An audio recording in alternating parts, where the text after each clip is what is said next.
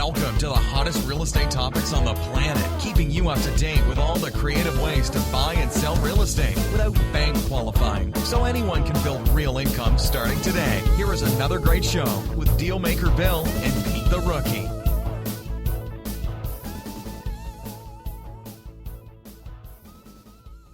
All right, here we are at another episode of Flipping Houses for Rookies, and I'm Bill the Dealmaker. I'm Pete the Rookie, and you're? I'm still Lisa. Lisa, I was the last couple of days been going through some names for you, and I haven't. Nothing's like jived yet. Nothing has. No, yeah. I know. Well, that's okay though. It'll come up. I'm good. You know what they say Lisa about mob names?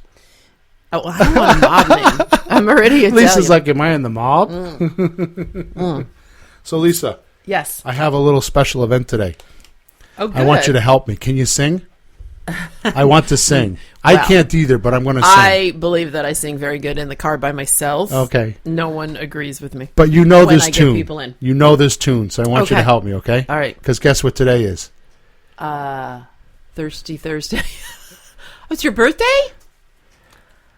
You ready? It's your birthday? Are you ready? Oh, I didn't know that. Yeah. All right. Are you ready? Right, Here we go. We could probably do that. 3, it's going to be bad, though. 2, 1. Happy birthday to you. Happy birthday to you. Happy birthday, dear Peter. Happy birthday to you. I wish I was younger. I was going to say, we're not going to do the how old are you part because too late. So I want to know something.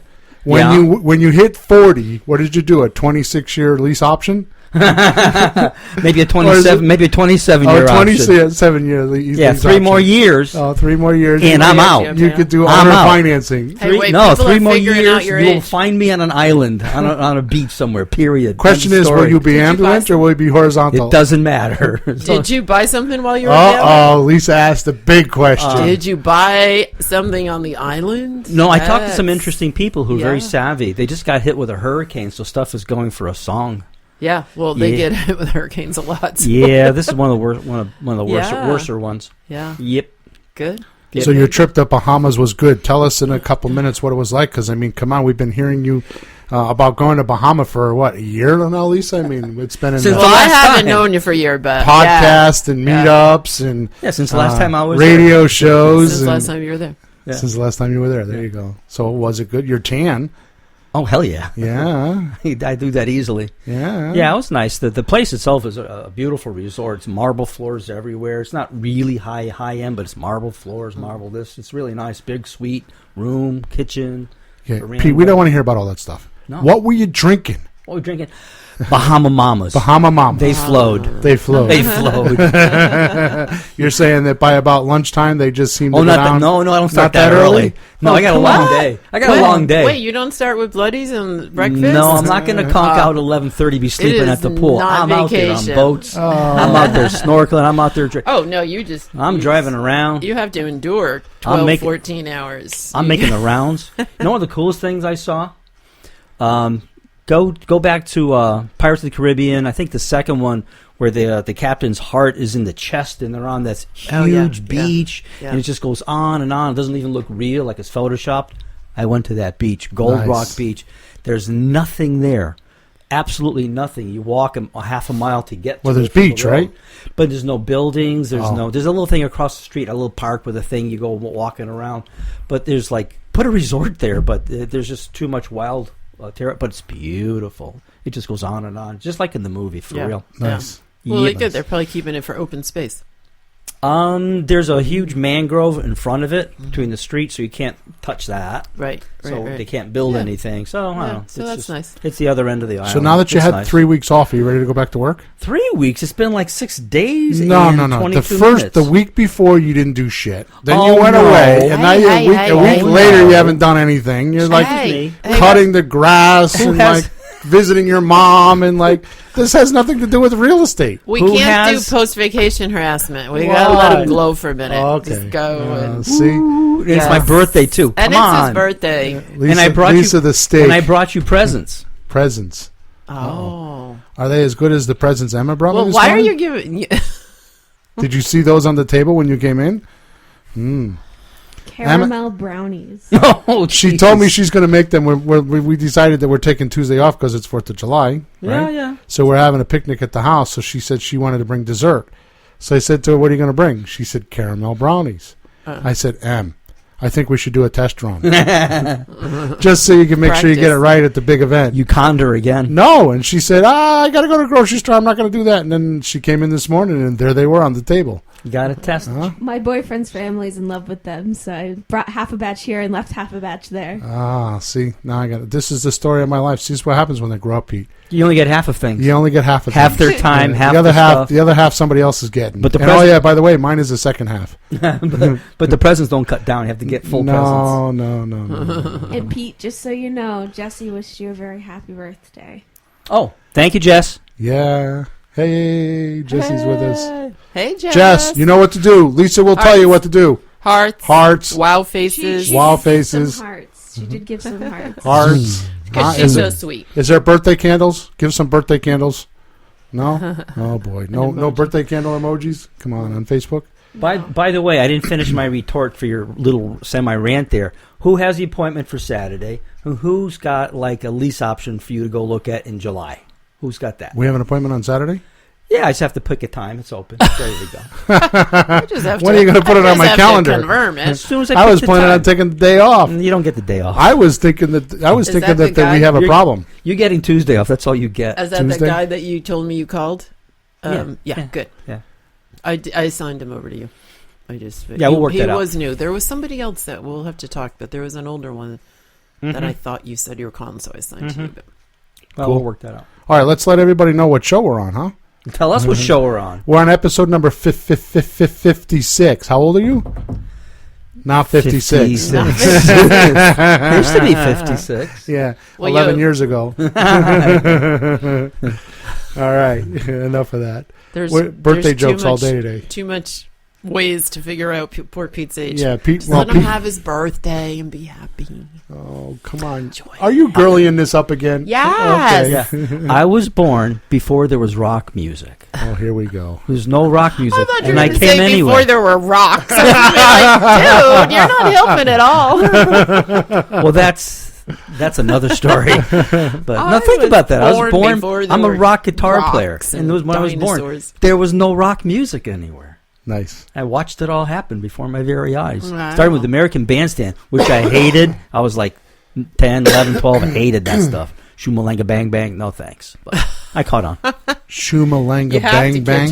That's what that should be the name of an episode of a podcast. Shoomalanga Bang Bang. 58. Number say what the hell you're talking about, just to find out. All right. So the name of today's episode, which is number 56, is MMA of real estate. MMA. Yeah, what does MMA mean? I don't think I've heard that abbreviation yet. No. What does that mean, MMA? Master. I don't even know. What does it mean, Emma? Go Google it. It's fighting. I know that. They fight in a cage. My son wants to do that. Oh, this is a real thing. It's not something you made up. MMA? Oh, isn't that the martial arts something? Mixed martial arts. That's where they fight in a cage. Yeah. Barehanded Burfin just kicked the crap out of each other. Yeah, so it's raw, right down to like who's got this, right? Mixed martial arts. Who's got it? But we aren't going to use those. I wonder if it's good if we use names that we don't know what the heck they mean. Yeah, no, but because I have my own names. Well, you do usually make stuff up, so I just figured it was make stuff up. Billism. A Billism. That was something. Pete. She hasn't been fully accepted to Planet Bill yet. We have to send invitations out, huh? You don't say make stuff up. You say create amazing things. Billisms. Yeah, Billisms. Like people, my students go, I made up a song. You didn't make up a song. You composed a song. It's all in these verbs. That's right. I created it. Yes. Okay. He's at the big side of the table. Don't forget. Yeah. I like this setup better. Yeah, it's a little bit more. We'll have to see what it looks like on the video later. What happened? Oh, I hate the videos. You hate the videos. When I look at them, I'm like, what? Why do I leave the house? Makeup! I don't think she was talking about the makeup. Everything. I need to work on stuff. So, yeah, Stephanie gets married 1 year from tomorrow, so I have to 365 days to fix myself. What's next year? Stephanie gets married. Oh, okay. So she wants to look hot at the wedding. Sure. Yeah, I don't know. I would use the word hot, but I would Why just not? like to Everybody look wants better to than do what that. I look on these videos. You're competing with the bride. Be careful. I can't. She's like I can't she's compete. I 20-something can't years younger compete than with you. her. She's like, yeah. All right, good. So, I thought Emma was yelling at us. So, MMA of real estate. So, MMA. So, it's message, media, and audience. Now, did you make that up? Well, that's a bill. Well, no. It's Dan Kennedy does message, media, and market. And so I decided to use the word audience. And everything okay? It sounds like the sound's changed. Okay. So it's message, media, audience. Yeah. Message, media, audience. 1, 2, 3. So I want to talk about that because last week we were talking about Lisa and I, the 2 weeks that you were gone, Lisa and I were talking about episode 55 was myth busting. And we were actually talking about how to get started, right? Em, is there an echo or is it me? It's like something's not right. Okay. And then the week before that, which was episode 54, is where to get the money. I liked that podcast so much that I'm actually going to have Emma send it to our transcriber, and I'm actually going to transcribe it because I've been in the midst of writing a book, and I'm going to actually put it in a book because I think that episode was really good. Where to get the money? Yeah, where to get the money. Know what I'm doing tomorrow? What? Closing on my home equity line of credit, and I kicked it up, so I got a big chunk of money. You did get it?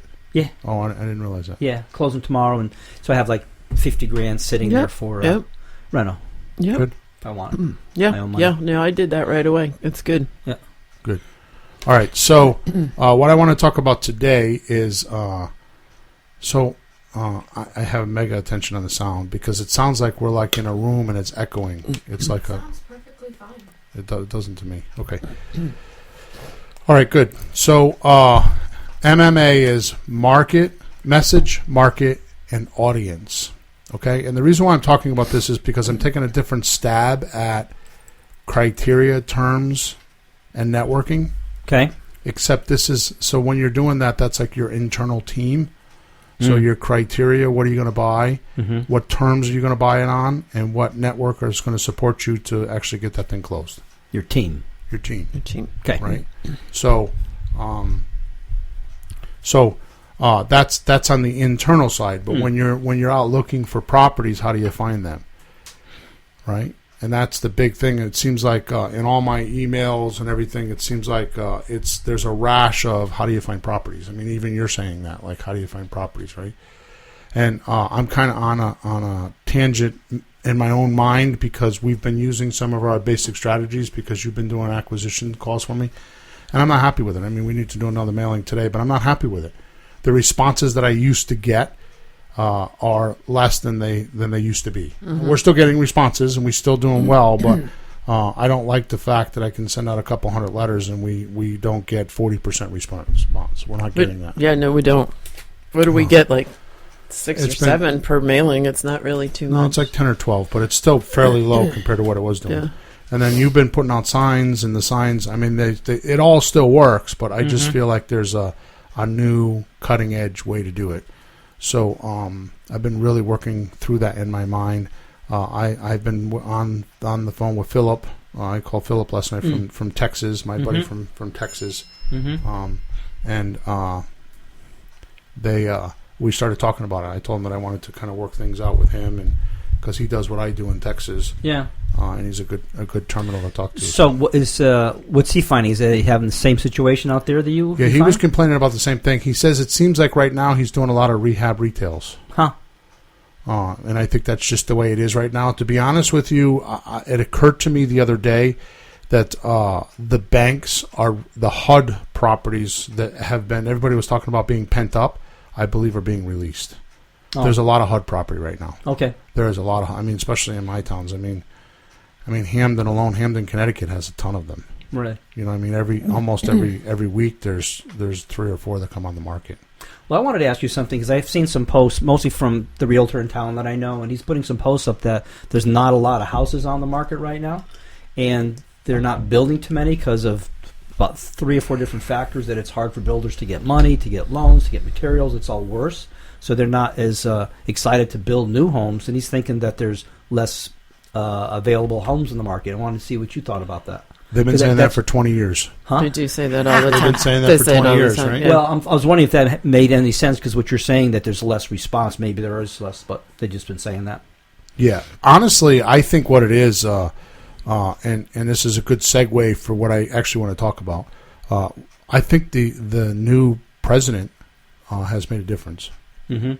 And I don't want to get into politics. I'm not saying I like him or don't like him and any of that, left or right wing and all that stuff. Mm-hmm. But I will have to say that since he's been in office, it seems like in my university, economy's been up.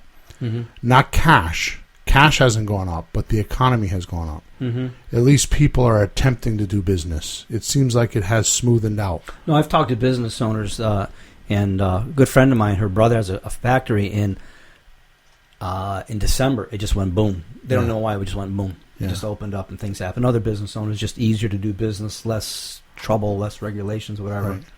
And they're still doing a nice job and not ruining things, but they can get things done. I mean, just being obvious and observing. I mean, I don't know why, but since he's been in, I mean, they had some riots with him being the president, and there's that whole CNN and CBS and all that kind of stuff. And then you put Fox News in there, and they all have their opinions, and I'm not here to voice mine on any of those. But the point is that other than those people trying to attack him, what happened to all the other riots and everything? We had terrorist attacks, we had all that kind of stuff, and the new administration came in and it all stopped. It's in other countries now. It's in London and other places. It's not here in the United States anymore. So, it's like some of the chaos stopped and people started paying attention to like business. It seems that way to me. Mm. So, even though cash, I don't think cash has changed because I don't. It's not like there's more money, but I think it's coming. It's like in the pipeline. So you say cash, you mean bank money? Like what kind of cash? Money in my checkbook. Oh, yours. Oh, yeah, Well, did you have a closing yesterday? Yeah. Good. I had 2 of them this week. What's for lunch? 2? Yeah. I thought the other one's next month. I bought North Pearl this week. Oh, okay, that kind of, the incoming, but you got a closing, selling one. Finally, Middletown's gone. So what are we getting for lunch? What do you want, Peter? Caramel brownies. What? Caramel brownies. That's dessert. Peter? Bill. Could be lunch. There's one thing you know about me. I definitely dish it out. I am definitely a ball breaker. But when it's time, Oh, yeah. I accept it. So when it's your turn, it's your turn. Whatever you want. You pick it, you got it. Okay. No problem. Hot dogs. Costco's. Well, we actually have hot dogs in the freezer. At least we did. We might have eaten them. Oh, I love frozen hot dogs. Yeah. Hummel hot dogs. We put them in the freezer and we eat them every day at lunch till they're gone. All right. So, good God. MMA. Yeah, I'm a hot dog. Hang in there. You get a turn. Jump in any time. Oh, I don't need to talk. I'm just laughing at the lunch. Frozen hot dogs. Yummy, yummy. Lisa's like, just a few minutes ago talking about how she needs to like get ready for the wedding, and we're talking about eating hot dogs for lunch. Yeah, this is not. Yeah, those are like this super is not healthy. what we're talking. Super healthy. So here's the point that I want to make. Okay, I want to start. Of course, we're 20 minutes in, and we're still not going here. So let's get going. So my observation, and you guys correct me if I'm wrong. I don't think you can, but at this particular point, the 45th president is Donald Trump. Agreed? Yeah. I didn't know the number, but I know the name. Yeah. He is the 45th president. Yeah. Okay. We agree on that. So let's dissect why he's the president. Okay. It's very simple in my mind. He had one kick-ass presentation, and he matched his message to his audience. Mm-hmm. He was saying what people were thinking in their heads. He made presidency because he was clever enough to figure out. If you watched him when he was doing his what do you call it? Inauguration speech? No, before his what am I thinking? Campaign talks? Yeah, campaign. That's what I'm thinking. His campaign talks. Thank you. Uh-huh. What did he always say? Make America great. The same thing. No matter where he was, it was almost verbatim, and somebody would ask him a question, and he would just repeat it. Yeah. Would he answer the question? Yeah, but he always came back to his message. Mm-hmm. Right? So his message matched his audience. Mm-hmm. At least half of them. That's enough of them to get voted. Yeah, enough to get voted. Yeah. Okay. Yeah. I mean, even in territories that were not known to vote for his party, he converted them. Why did he do that?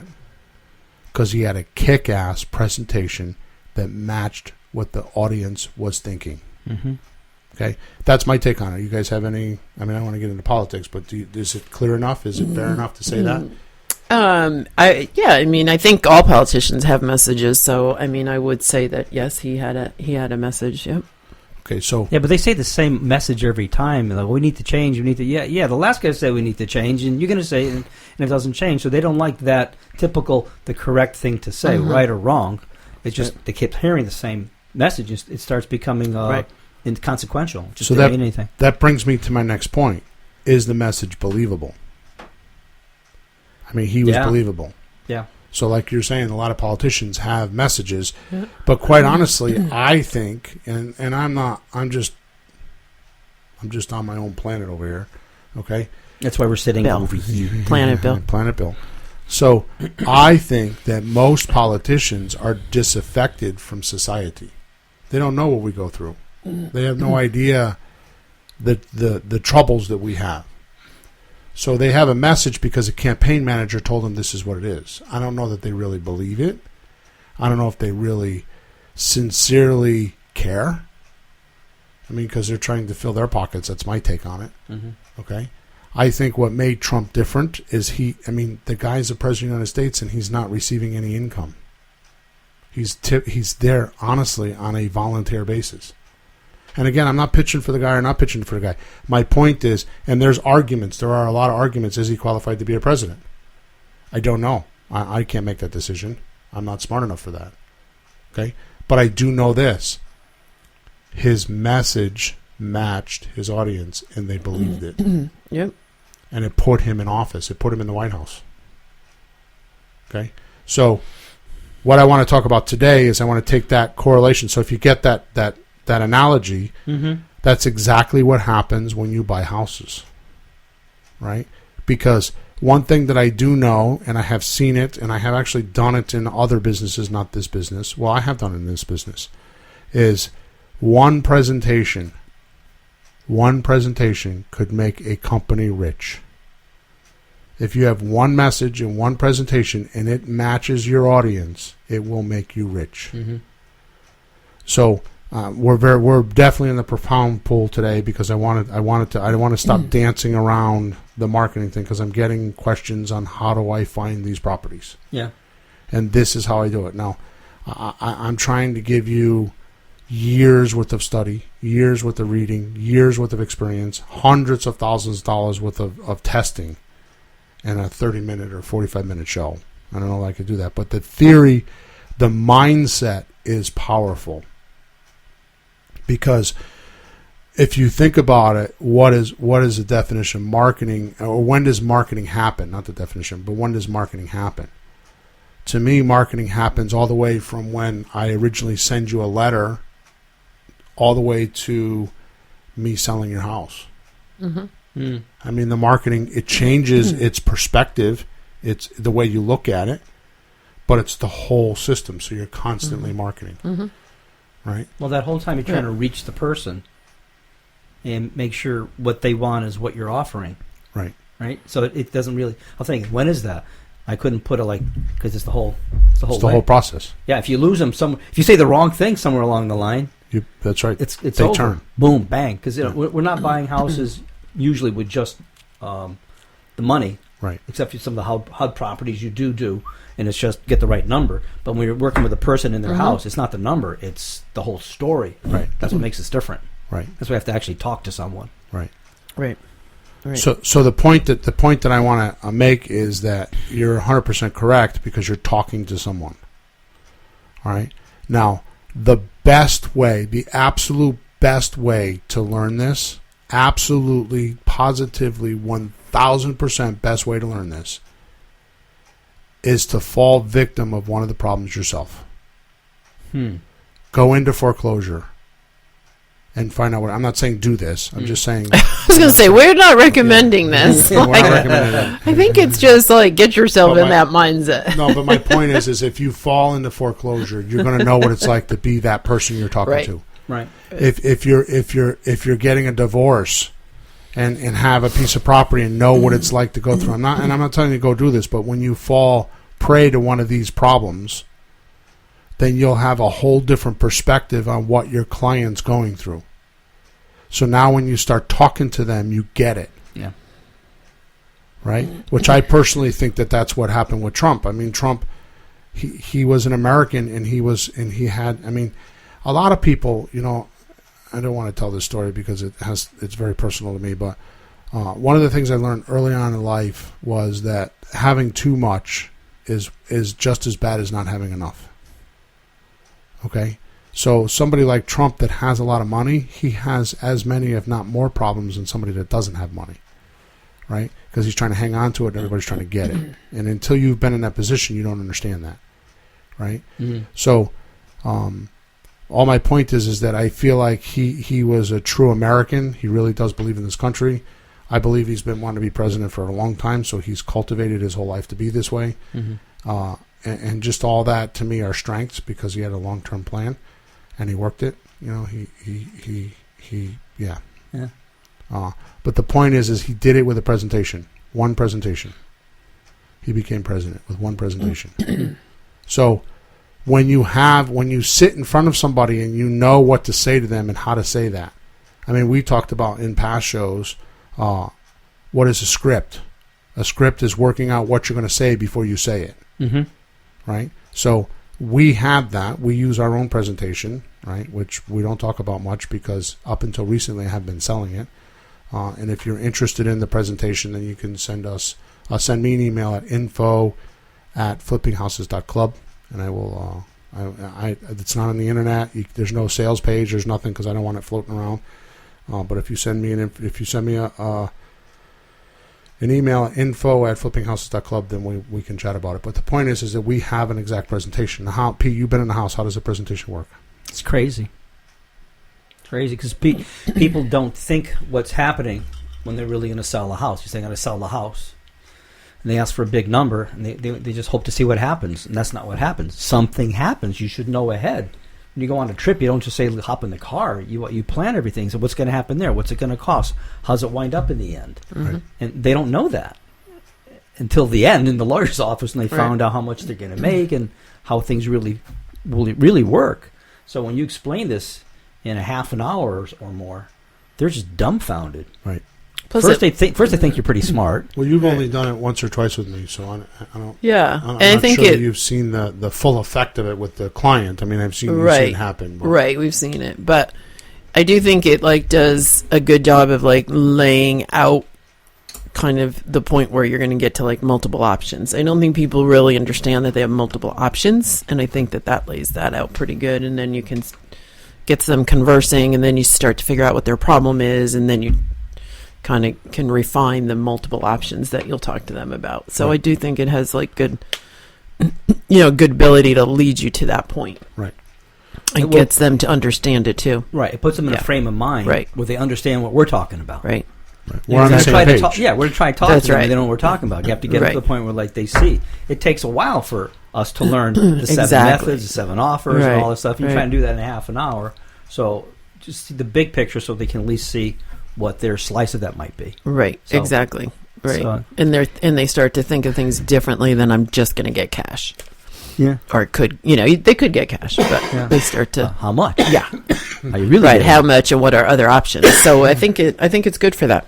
Mm-hmm. Or more importantly, they got $200,000 house and they think they're going to pay the realtor 6% and they're going to net, they're going to take $12,000 off the $200,000 and that's what they're going to net. Mm-hmm. And that's not true because it's really more like $30,000. Mm-hmm. So where they think they're going to net, $188,000, it's really they're going to net like 160 or 170, and they don't even realize that. Right. So when you're telling them, when your number, when they're in their head at 190 or 188 or 185 or something like that, and you're telling them 140, you're so far apart you need a travel agency. Right. So what the presentation does is it brings them a little bit closer. It brings them, it sets in reality. Mm-hmm. Okay.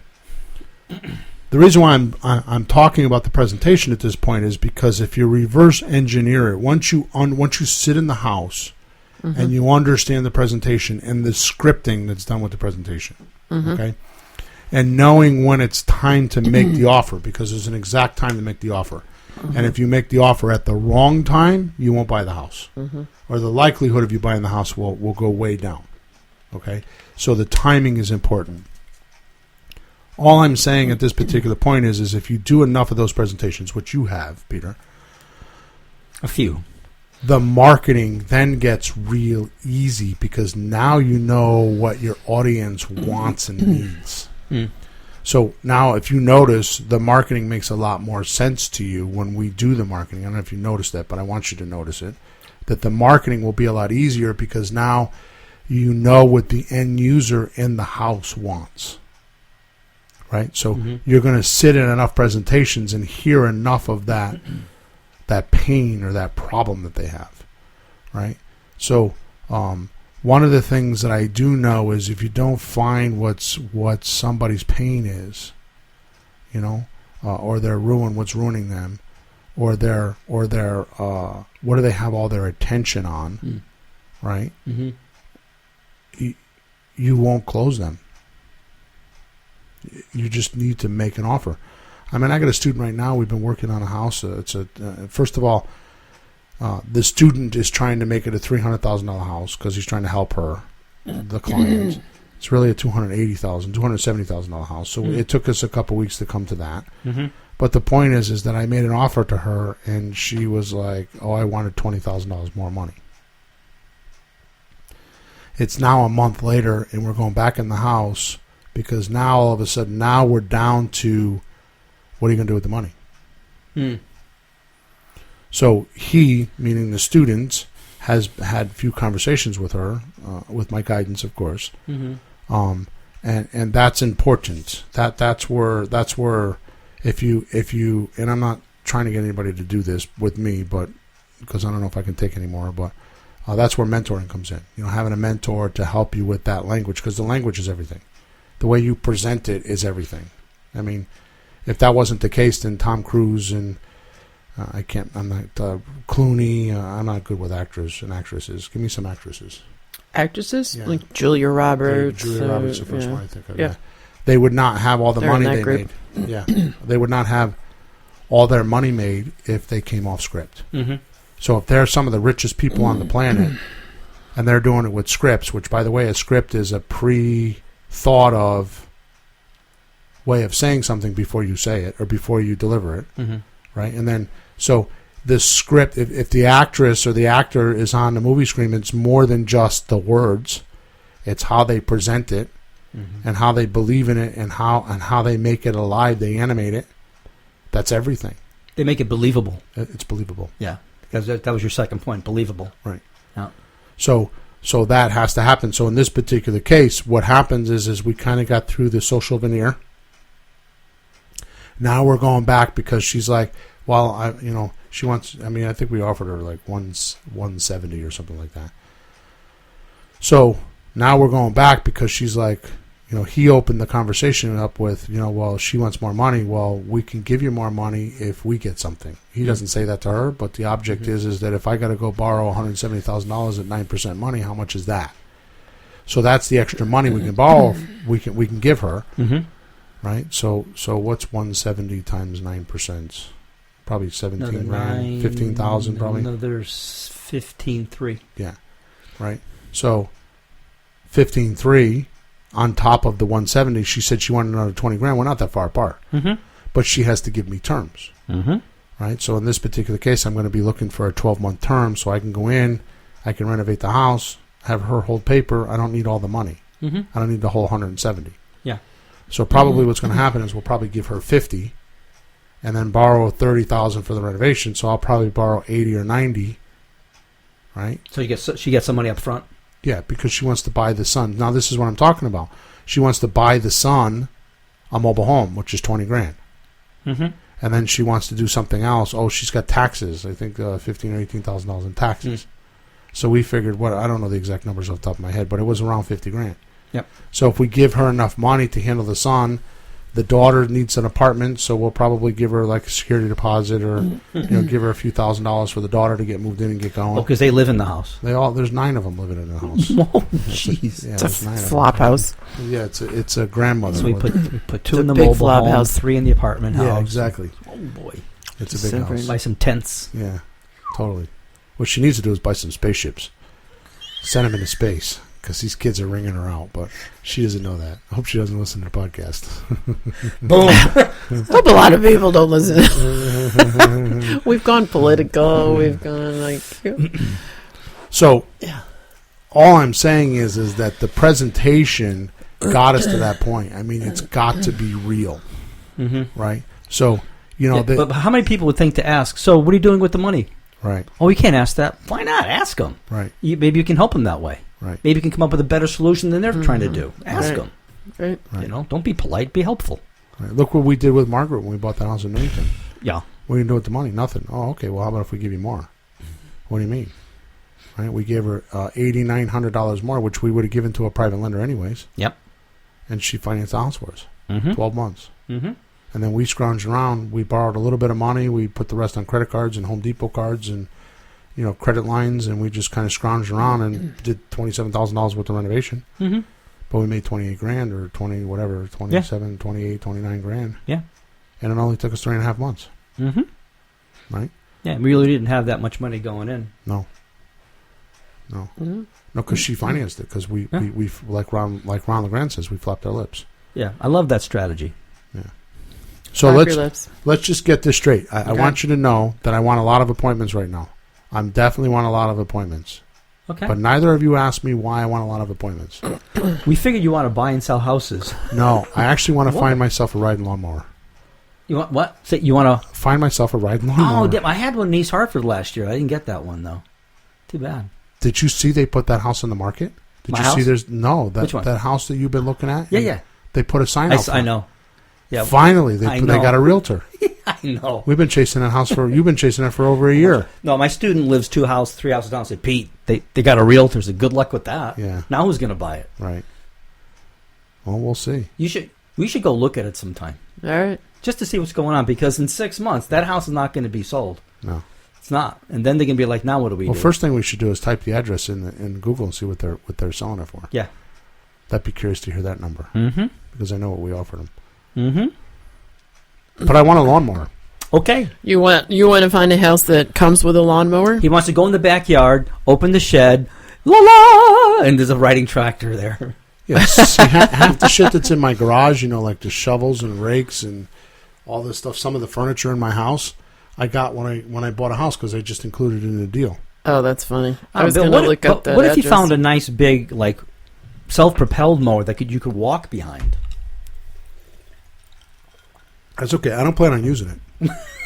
He just wants it. I just want it. Well, I thought you were firing your lawn service. We did that last week. Uh-huh. Rich and I went to Home Depot and bought a $205 lawnmower in the recon section of Home Depot for $130. Okay. And then we went around for an hour and a half and cut all the grass, and it's amazing how much different the houses look. Oh, yeah? Is it a regular size how or bigger better one? they look? 21-inch lawnmower. Okay. All I could say is I'm glad I don't have to cut the grass in Middletown anymore. That was big. That was an acre. Anyways, so you gotta. It seems like such a shallow point when you say match your message with your market. Okay, and I'm changing the word market to audience because who's listening? Audience. It's an audience. It's people. So the thing to do is to find Jess. So yeah, Jesse. Hey, Jess. Push the hearts, Jess. Well, wait a minute, Bill. You're saying maybe shallow. Okay, let's take a perspective. You're a guy. You're single. You want to meet a nice girl. So you go to the club. There's a dance. There's a bar. There's a place. And there's a girl. She looks fabulous. She looks like a nice person. And you're going to have to walk over there. And you got about 30 seconds to say the right thing. Right. That's the context. But with a house. Right. You say the wrong thing, she's going to just walk away and laugh at you. Right. And, I never did or that somehow. even deeper than that. You never did what? Say the right message? I never.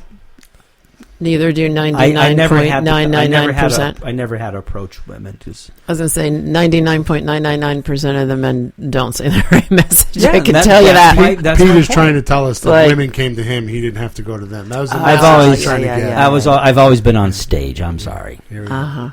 Here we go. He's a smooth talker. I'm a smooth talker. My marketing's so good. That's my marketing. Planet Pete. Yeah. Planet Pete right there. My marketing was so good, they come to me. Mm-hmm. Okay. Yeah. Mm-hmm. The one and the only came to him, and he married her. I was going to say. It worked. He's been married for 35 years now. Oh, it's even longer than that. Mm-hmm. But I mean, hey, it's working. It's really important when you talk to somebody. It's a house, it's a thing, but it's hugely important. I just was on vacation. I went to one of those presentations about buying. It was a vacation club. It wasn't a timeshare. It was a little different, and it was a fabulous offer. It looked like I could make $20,000 switching my service to this other service, and why didn't I do it? I didn't know this guy. I didn't know that girl, and it was scrambled eggs and bacon that wasn't so hot. So I didn't have confidence. They were incredible to me. I didn't know how it would really work. And that was like a little $10,000 deal. It made me think, what does somebody think in the house when I'm sitting there talking with you and I, or you and you, whoever, for 2 hours? They go, sure, take my house. They have to have some confidence and some faith. So they do. You do have to have the right message, and they do have. You have to have credibility. They have to trust you. Credibility. Yeah. I mean, I've actually bought houses where they've taken my offer, which is lower than others, just because they like me. I don't know, whatever, for whatever reason. I don't know. They would have given me hearts. Oh boy! They would have given me hearts on push hearts. Push hearts. But I mean, it is true. I mean, so you do. It's credibility. It's likableness. Mm-hmm. That's Elisaism. I don't know if that's a word. That's good. That's good. But because it's human nature, people do business with people they like. Right. You have to have confidence. So they have to believe you, and then they have to like you. So it's kind of a combination of things. So the most profound point that I'm trying to make here, and we're dancing around it, so let me just kind of get to it. We're saying it every way we can possibly say. No. It's not you guys. It's totally me just trying to get it out. While you guys were talking, I had a chance to be able to articulate it. So most people study real estate. They go on the MLS. They want to know how to make offers. They spend $20,000 with a mentor, and it's all about all the gadgets to buy property. This piece of software, this piece of marketing, this piece of that, and all that's good. You need to do that. You need to spend money for education, because my philosophy is in Connecticut we use lawyers. So how much does a lawyer cost for his education? $100,000, $200,000? I don't know. Or what did they go to school for? 6 years? College? It's a lot. It's got to be a couple $100,000, right? I tell my lawyers what to do. Do you tell your lawyers what to do?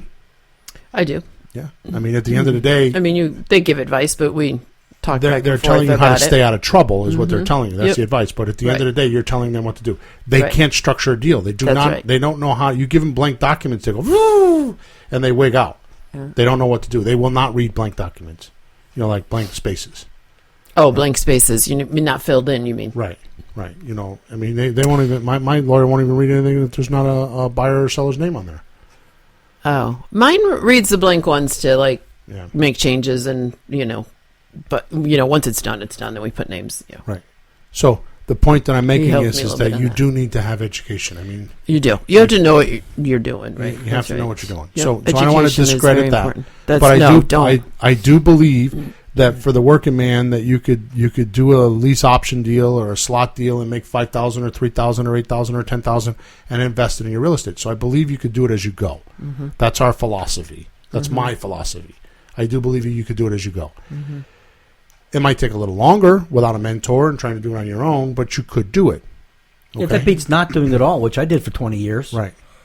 Duh. Exactly. Duh.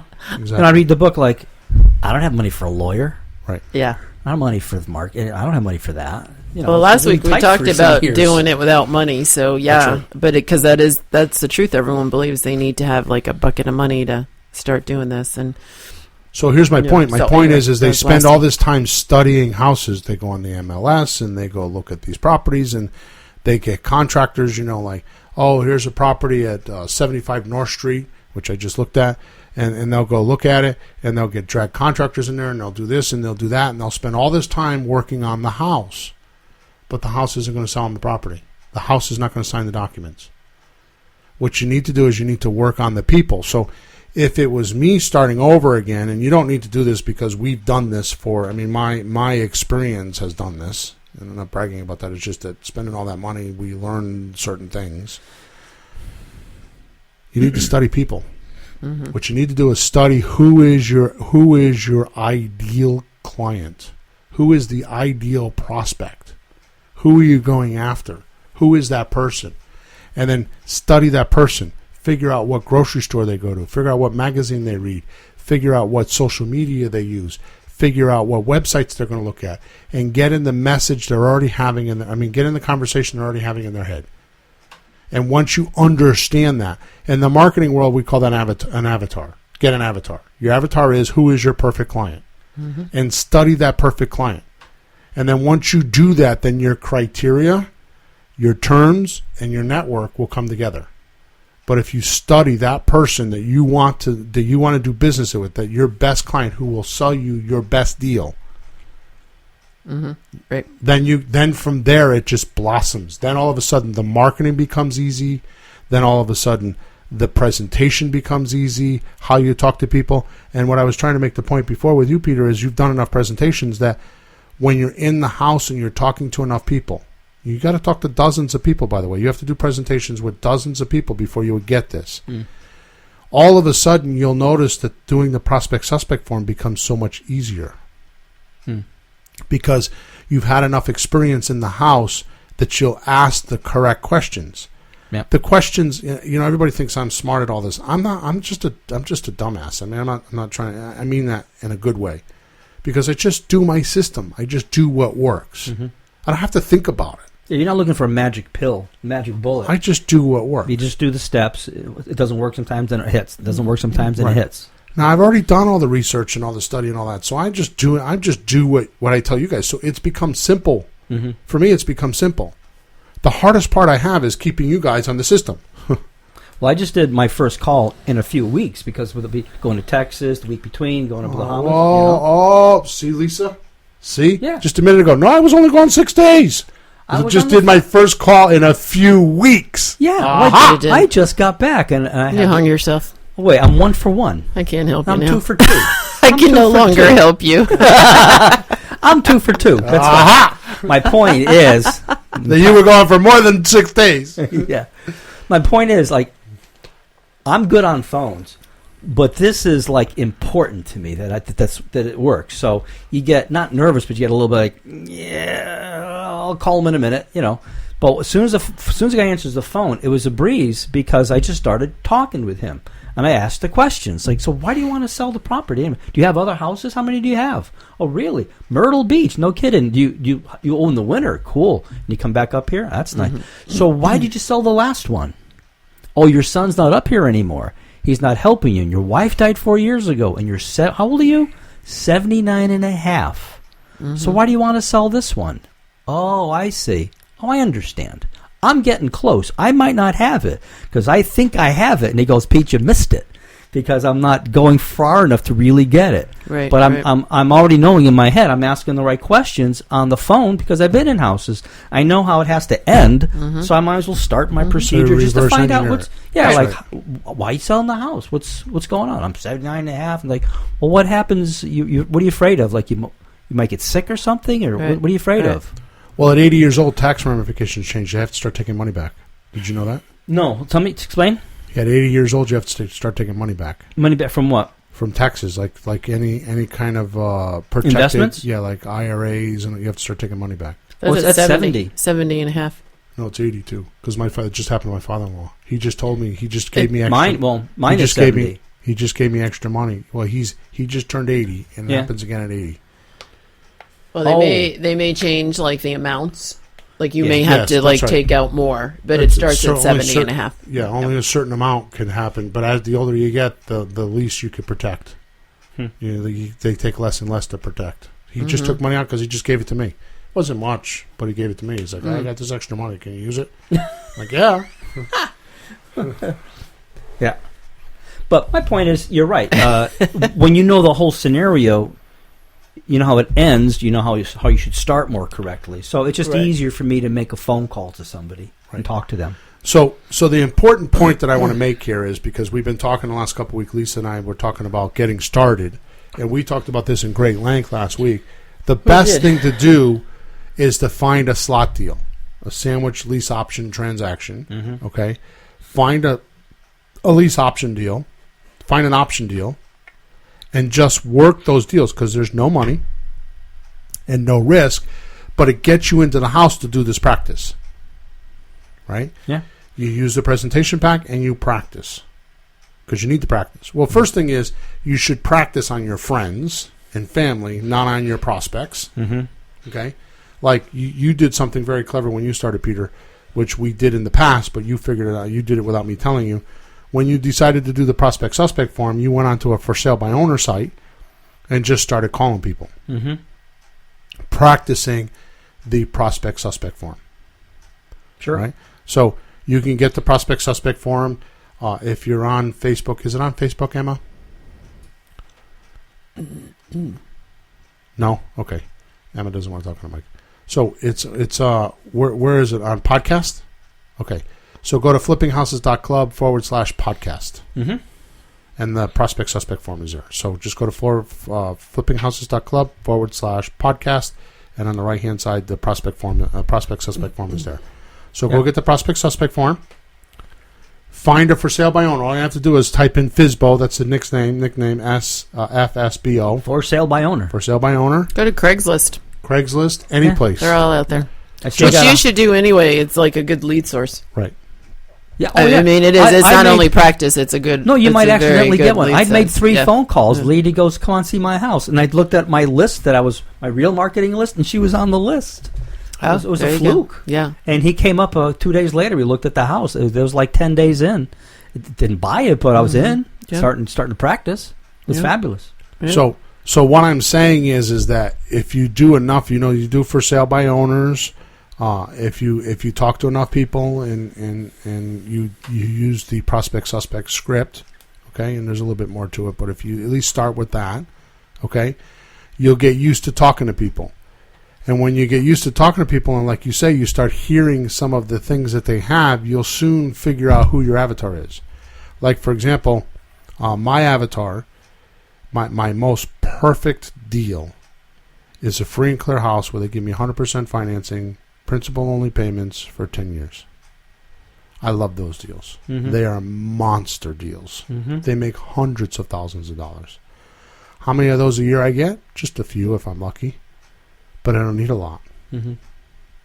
Well, what's great about your system is that no matter what you find, there's something you can do with it. There's an offer you can make. There's something you can do with it. So you get 3 of those, 3 of those, 3 of those, 3 of those. You're great. Right. Like my go ahead. I was going to say, like, just to clarify, because you say you just get a few of them. So just for anybody that might be new. Like when you said, like, go out and find a slot deal, like, to me, you go out and find the deals, know how to talk to them about slot deals so you can kind of head them in that direction. But not everybody wants to do that, nor is it applicable to everybody. So then you have these other tools that you can do too. So it's not like to your point, I don't think you just look for slot deals. In your head, you would like several because they, have terms and, things like that. But you also have the ability to do some other things too with them. So it's a valid point, Lisa, because if you understand your audience, you can buy just slot deals. Right. So what you can do is you can buy lists with people that are over leveraged. Right. Now, I don't advocate that because I personally think that you should go to like divorce people and out of area owners and job transfers, those kind of deals. Mm-hmm. And then when you get them, the math will predicate which offer you do. Right. So to your point, that's exactly right. But you could, if you wanted to just do lease option deals, you could buy a list with over leveraged people. Right. Lease options. We talked about this last week. I personally am not going to do this stuff. I'm going to tell you right now, I'm not going to do this stuff because I just refuse to do it.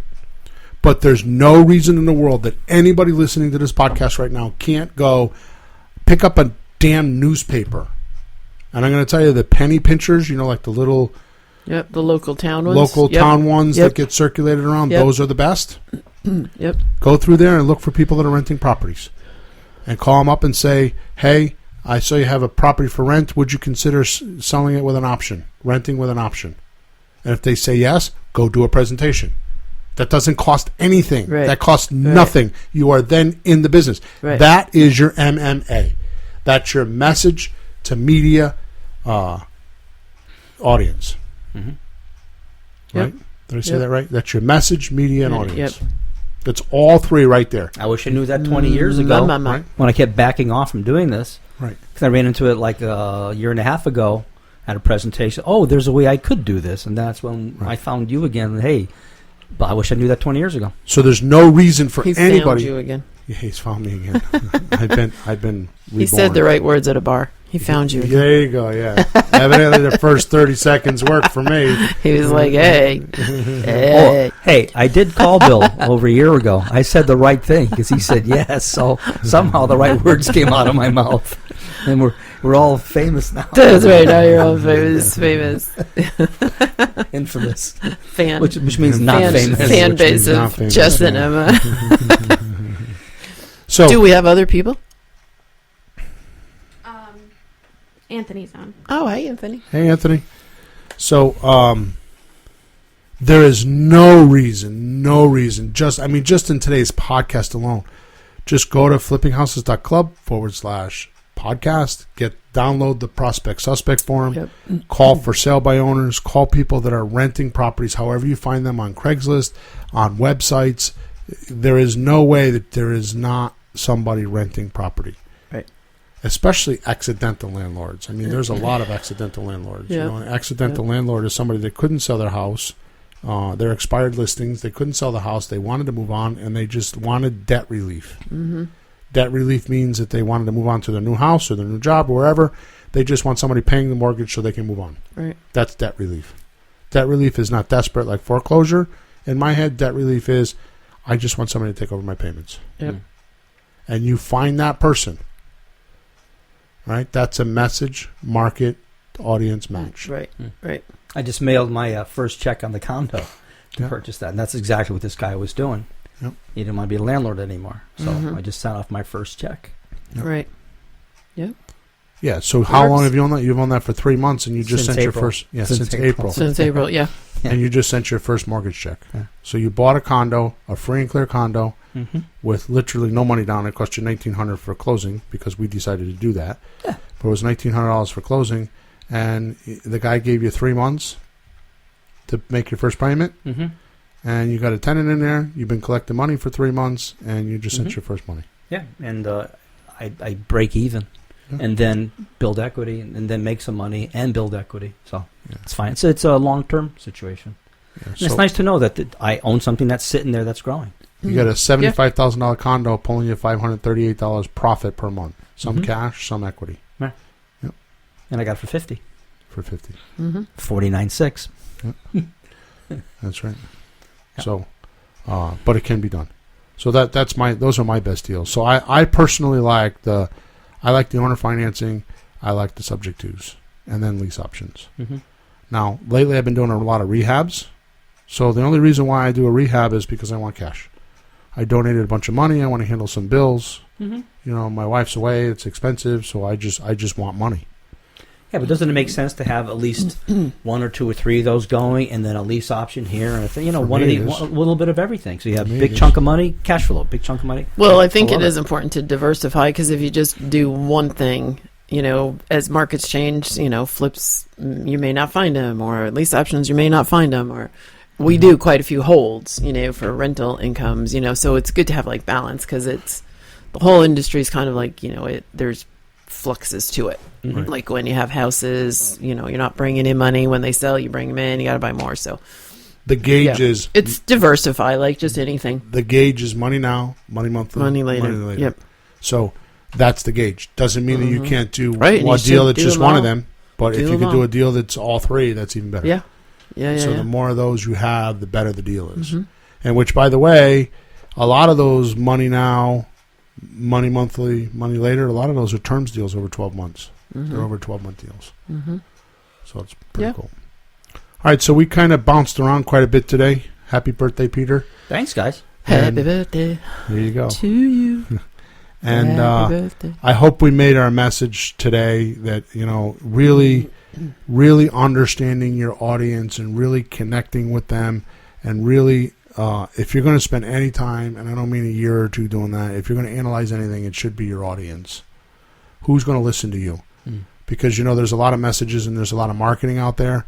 What marketing works is the one when you get into conversations that are already having in their head and you match your message to that, then it is a gold mine. It's like digging for gold, and you just strike the gold mine, and it's the mother lode. When you figure that out, I don't care if it's, talking to people in a grocery store. I don't care if it's, the message, the presentation, and the message that you say stays the same, doesn't vary. After a while, you end up like us, and you have people calling you saying, "Hey, I have a house for sale," or "My friend," or I'm constantly getting leads. I had a great conversation in the Bahamas with a lady selling soap in a botanical kind of garden. Turns out, though, that her daughter just purchased $500,000 3 properties on Turks and Caicos and fixed it up, and they're making about $1,000 a day just Airbnb handling it. And she sells the soap internationally. So what are you doing here? She says, I'd like to come out. But she wasn't just a little soap lady. But we had a great conversation. We exchanged cards, flipping houses, check the podcast. Because people are out there. So there's a message that we have for other real estate investors, too. Yep. And I bought a condo. That's nice. No money down, no interest. What? Yep. How'd you do that? I've talked to people 20% down, bank loan, buy the house. Exactly. 5 years later, 20% down, bank loan. Right. And when they're 80, they have 5 houses. Right. Inch by inch. You do that like in 6 months. Right. Yeah. It's a different approach. But there's a message for those guys, too. Right. All right, so if you want to find any of our stuff, you can. The latest thing that we do is we definitely do. I had to reel stuff in because there's too much. I was trying to do too much. So what I'm doing is I'm actually doing coaching on Facebook now, and I say I mean the two of you are helping me with that. So we are on coaching. So for $67 a month, you can actually get involved in this private group because it's a private Facebook group. And when you go there, there's a lot of training. There's how to do. We put our whole marketing campaign up there. We were charging up until about a month ago. We were charging $297 for our marketing module, which you can still buy it for that if you want. But we actually put that module right in the coaching group. So I go over in great detail how to find your message, how to find your audience. And I'm not how to find them. We created a message for you, so it's there. It's just how do you find your audience? How do you find the list? How do you create them? We go over all that. I show you how to talk to prospect suspects, the questions. I give you all the forms and questions, and I show you how to do all that. This is all done with videos. And at the very end, we show you where to find the hyper active area in your market. We show you how to, once you find a deal, how do you actually evaluate the deal. We show you all this stuff in the Facebook group. It's all done with videos. I don't know how many videos are in there. Do you know? You have any idea? No. There's a lot of videos. There's hours and hours worth of training in there that will get you started to do exactly what we're talking about. It'll get you where people are calling you to sell their house, and then we show you the 7 different ways that you can buy properties. There's all videos. I know that's about 3 hours worth of videos, about 10 videos just to show you. I break down each deal. I show you how to do slot deals and subject to deals, and I show you all the math. I show you how you make money. I show you how to structure deals. I show you how to do all that. It's all in there. It's $67 a month. This month and next month, maybe we might extend that, but you can get in for a trial offer for $1. So if you want to do that, then go to flippinghouses.club/coaching101. So it's flippinghouses.club/coaching101. And then, of course, we have advanced coaching, which I do personally. I have about 17 clients right now. I'm looking for a couple more, and then I'm going to kind of shut it down. So if you want to know about that, then just email me at info@flippinghouses.club, info@flippinghouses.club, or bill@flippinghouses.club. And I can send you some links so you can take a look at that. Peter and I are the ones that actually set that up. I can do a half-hour consultation with anybody that wants to get their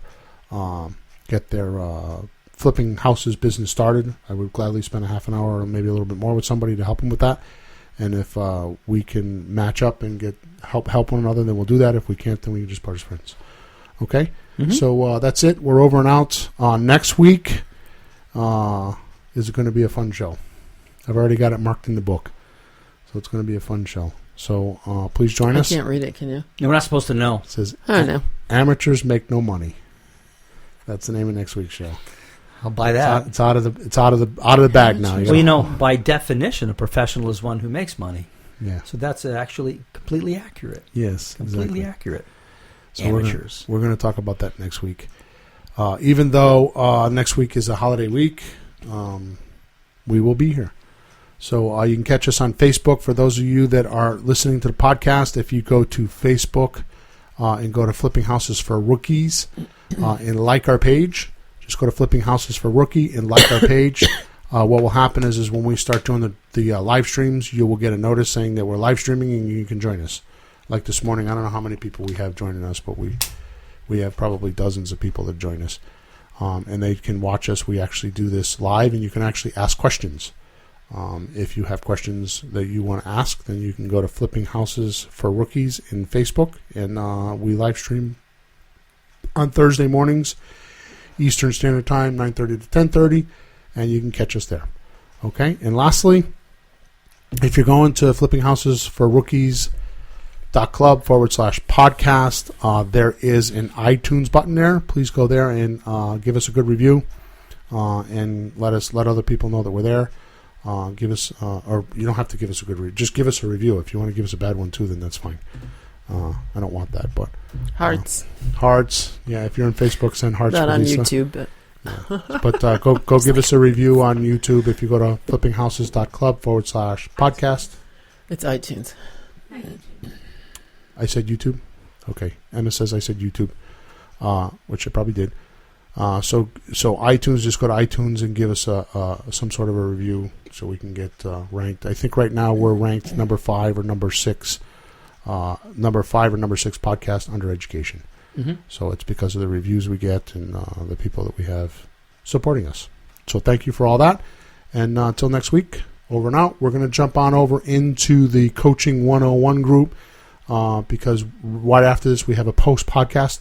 We actually go over there and we answer questions for our clients that are in the $67 a month thing. We do about a half an hour, if we have to, a little bit more. At about 10:45 on Thursday morning, we actually answer questions for anybody that's in the private group.